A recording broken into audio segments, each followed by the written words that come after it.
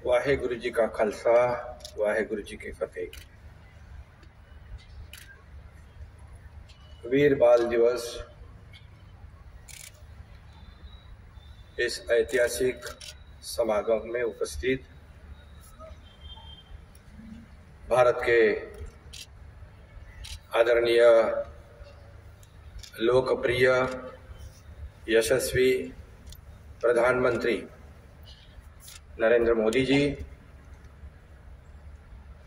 केंद्रीय मंत्री हरदीप सिंह पुरी जी,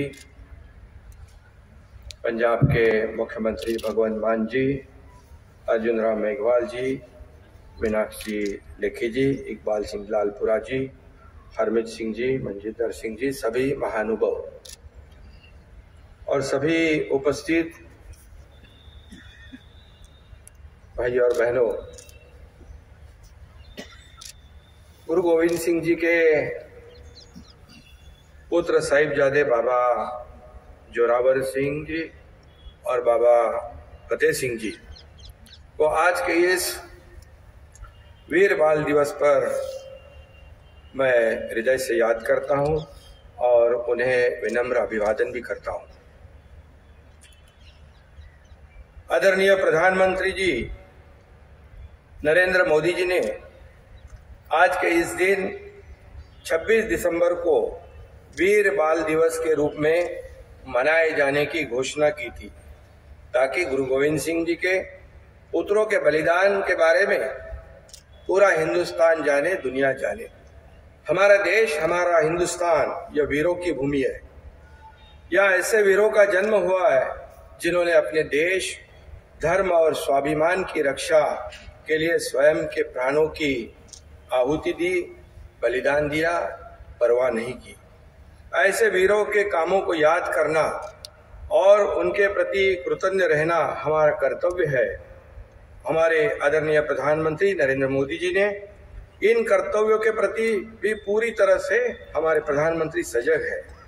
जैसे देश का विकास हो, प्रगति हो, इसके साथ जिन्होंने बलिदान दिया है उनकी तरह ही संवेदनशीलता जताने का काम हमारे आदरणीय प्रधानमंत्री जी ने किया।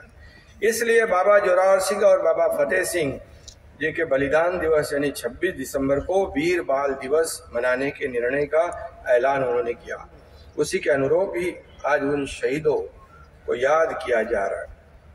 इसलिए मैं आदरणीय प्रधानमंत्री जी को हृदय से धन्यवाद देता हूँ, उनका शुक्रिया भी अदा करता हूँ। शहीदों का स्मरण करके हमारे नई पीढ़ी को शौर्य, देश प्रेम और बलिदान की प्रेरणा देश के करोड़ों बच्चों को मिलेगी और वो राष्ट्र सेवा में अपना योगदान निश्चित रूप से देंगे। ये हम सभी लोगों को विश्वास है। आज देश के आजादी का अमृत महोत्सव हम लोग मना रहे हैं और उन लोगों का सम्मान कर रहे हैं कि जिन्होंने देश के लिए अपना जीवन समर्पित कर दिया है। मुगलों के खिलाफ लड़ने और सिख धर्म को छोड़ने से इनकार करने वाले इन महान सुपुत्रों ने एक अद्वितीय बलिदान दिया है।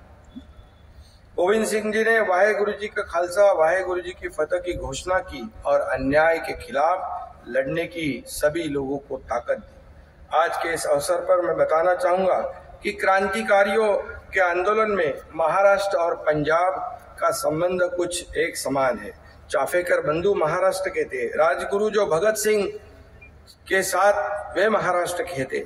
इन राज्यों में क्रांतिकारियों की एक गौरवशाली परंपरा रही है।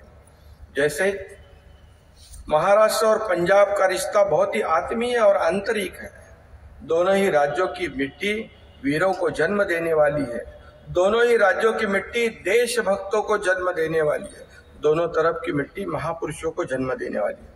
दोनों ओर की मिट्टी संतों को जन्म देने वाली है। जैसे पंजाब के घुमन में संत नामदेव का निवास था और नांदेड़ में गुरु गोविंद सिंह जी की समाधि है। नांदेड़ में अक्टूबर 2008 में श्री गुरु गोविंद सिंह जी के निधन की 300वीं वर्षगांठ पर गुरुदा गद्दी का समारोह बहुत ही भव्य पैमाने पर मनाया गया था। खेती से लेकर सरहद की रखवाली तक और संस्कृति से लेकर राजनीतिक नेताओं तक पंजाबी मराठी संस्कृति का एक दूसरे से गहरा रिश्ता है। यही संस्कृति कई वर्षों से पंजाबी मराठी लोगों को जोड़ती रही है। गुरु गोविंद सिंह पंजाब से थे और नांदेड़ पहुंचे थे। गुरु बाबा नानक भी नांदेड़ आए और महाराष्ट्र के संत नामदेव पंजाब पहुंचे। इतना ही नहीं बल्कि इसी संत नामदेव के अभंग ग्रंथ साहिब में प्रविष्ट भी हुए। महाराष्ट्र में छत्रपति शिवाजी महाराज यह भी राष्ट्र प्रेम और मुगलों के खिलाफ अपने अद्भुत साहस के लिए जाने जाते हैं। गुरु गोविंद सिंह जी और छत्रपति शिवाजी महाराज दोनों को अपने ही कुछ लोगों से भी संघर्ष करना पड़ा और इसी समय उनकी साहसता, धैर्य और ऊर्जा का अनुभव भी सबको हुआ। जैसे छत्रपति संभाजी महाराज, जो उनको भी ये मुगलों का सामना करना पड़ा, लेकिन उन्होंने स्वाभिमान नहीं छोड़ा, बलिदान दिया लेकिन स्वाभिमान नहीं छोड़ा। और इसीलिए छत्रपति शिवाजी महाराज और गुरु गोविंद सिंह जैसे महान विभूतियों ने सीख हमें दी है, वो हमारे आने वाली पीढ़ियों ने ध्यान में रखना चाहिए। जब 1984 में भी मुंबई और महाराष्ट्र में हिंदू हृदय सम्राट बाला साहब ठाकरे जी ने पूरे सिख समुदाय के माँ बहनों की रक्षा की थी, ये भी मुझे याद है।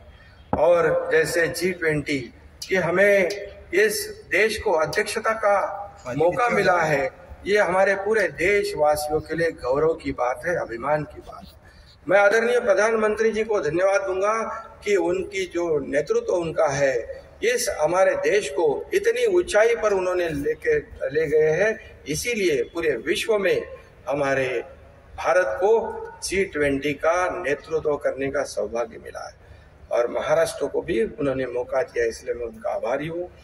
और फिर एक बार आज के इस बहुत ही संवेदनामय समागम में मैं फिर से एक बार महाराष्ट्र की जनता की ओर से बाबा जोरावर सिंह जी और बाबा फतेह सिंह जी को की वीरता को नमन करता हूं और उन्हें विनम्र अभिवादन करता हूं।